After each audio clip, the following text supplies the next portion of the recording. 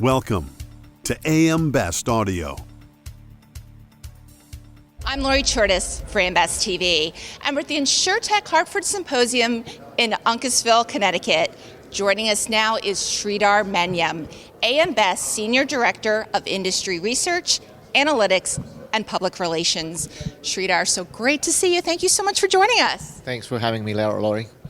Sridhar, one of the panels that you spoke about here today looked at wearables and data. What evolutions are you seeing today in the wearables industry, and what impact are they having on the life health sector? Sure. I think wearables are definitely having a huge impact on the life health sector, right? I mean, in terms of especially the post-underwriting process. So during the process of underwriting, using non-traditional health information is still a little bit fuzzy. But once you do the underwriting, having during the post-underwriting process, using these wearables to track a person's well-being, a person's proclivity towards physical activity, and monitoring their KPIs, definitely provides insurers with the ability to manage claims a lot better, to manage the individual's health and fitness a lot better. And it's not just about reducing claims, it's about increasing the policyholders' well-being. So we are definitely seeing a lot of increase, or at least an attempt to increase in monitoring these wearables. So do you expect that to drastically change the sector? And if so, in what way?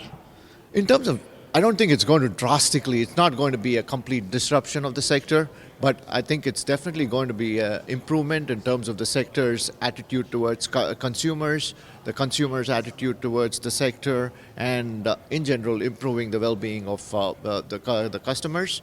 And maybe in due course, having access to this kind of data will definitely help improve the insurance company's underwriting and other processes as well. So what are some of the issues or challenges we see today around the use of wearables and wearables data?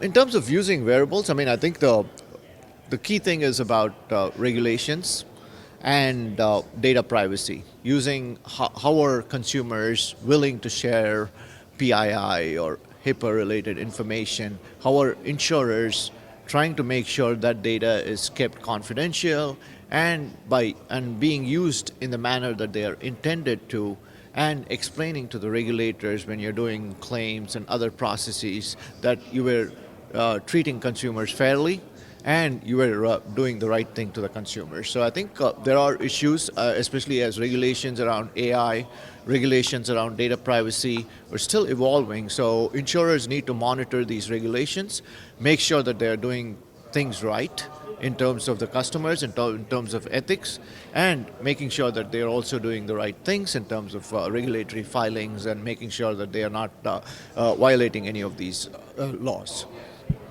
You also spoke here at the symposium on a panel about using data in pricing unpriced risks. Insurers have always been about data. How has that changed? How is that evolving? And are there some new innovations around data today? Yeah. So the unpriced risks discussion was really a very interesting discussion for me, because as the economy is evolving, as the society is evolving, people moving towards more of the shared economy in terms of either using shared economy assets like Airbnb or Uber, or using that for employment, like driving an Airbnb. So the dynamics of the insurable property is changing between personal use, commercial use, and insurers are starting to, and one of the key points of discussion we had with Y-Risk, which is a subsidiary of the Hartford, is how do you insure for these risks? And these risks, especially things like Airbnb or Uber, they have a natural proclivity, if you will, towards telematic devices, Internet of Things devices, etc. And therefore, there's been an increase in the data. And how do you use this data not just to underwrite or price, but to monitor risks so that you prevent these risks before they happen? Customize your data experience. BestLink now offers an interactive company dashboard that provides company-level intelligence in a fast, user-friendly interface featuring interactive tables, charts, and Sparkline performance histories. Customize the dashboard tiles to prioritize the insurer ratings, data, and analytics that best support your workflow. AM Best. Our insight, your advantage. Talent and the employment landscape is a big topic here today. How has the employment landscape changed, and how are insurers coping today? Oh, in terms of, I think there's like a couple of things to distinguish, right? So one is the structural aspect of employment, and the cyclical aspect of employment. So if you look at the cyclical aspect, which is how are insurers managing their expenses through the cycle, and one of the levers that they can pull is employees. I think that has always been around. So in terms of when loss costs are increasing, expense ratios are increasing, insurers try to dial back by having some kind of reduction in workforce, or trying to restructure, right? So that will always happen. And the another lever that gives the insurers the advantage is the technology lever, which is using technology to make things a little bit more efficient. And the second aspect that I talked about was more the structural aspect, right? What is the need? What is the skills need?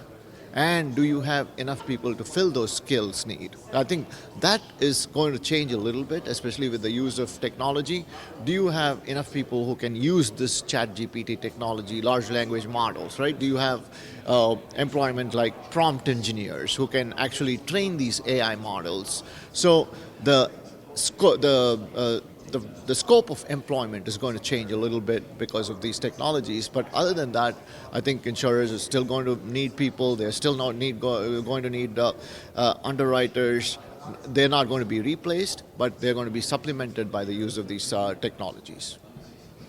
So what current or future challenges do you see around the use of data, and what can the industry do to address or mitigate those challenges or concerns? Yeah, I think there's some issues. I mean, insurance companies have been around in general, some of the bigger insurance companies have been around for a long time. I think we spoke in the panel about how the Hartford's been around since 1810, Mass Mutual's been around since the late 1868, so on and so forth. I mean, these companies have been around for a long time, and they have treasure trove of data about claims, about mortality, about underwriting, so on and so forth. Now, just because they have this data, it doesn't mean that they can be used for the future, because most of this data is based on past trends and past issues and so on and so forth. They got to normalize this data so that it can be ready for future use. For example, if you're using climate-related data, you got data since 1810, but the climate is changing. So use that data in order to predict the future. Or workers' compensation. If you have data for a long time, you also need to recognize that there's been improvements in frequency, improvements in severity, so on and so forth. You take this data that you have and try to project it forward so that you can use it for underwriting, pricing, claims management, so on and so forth. So I think a certain amount of having the data, using it for the future, I think that's something that insurers need to be cognizant of. And also the proliferation of data from the IoT devices, collecting temperature data or water levels or moisture or humidity. There's like a million ways to collect data from these IoT devices these days. So how do you gather that data and make sure that you can use it for underwriting and pricing? And that's another challenge that insurance companies are facing. Sridhar, it's been a pleasure. Thank you so much for taking the time to speak with us. Thanks a lot, Laurie. It's always a pleasure to speak to you. For AM Best TV in Uncasville, Connecticut, I'm Laurie Chortis.